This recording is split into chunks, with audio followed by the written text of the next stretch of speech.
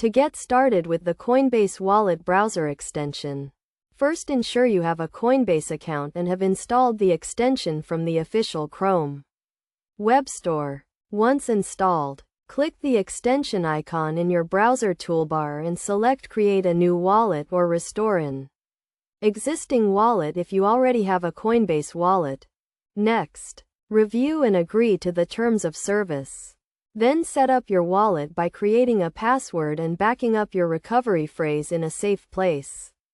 This phrase is crucial in recovering your wallet in case you lose access, so keep it secure. After setting up your wallet, you can view your account balance and transaction history by clicking on the Accounts tab. To send cryptocurrency, click the Send tab. Enter the recipient's address. Select the cryptocurrency you want to send, and confirm the transaction.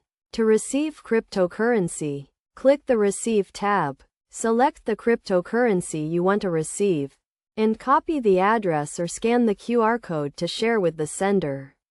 You can also connect to decentralized applications, or dApps, by clicking the Browser tab and navigating to the dApps website.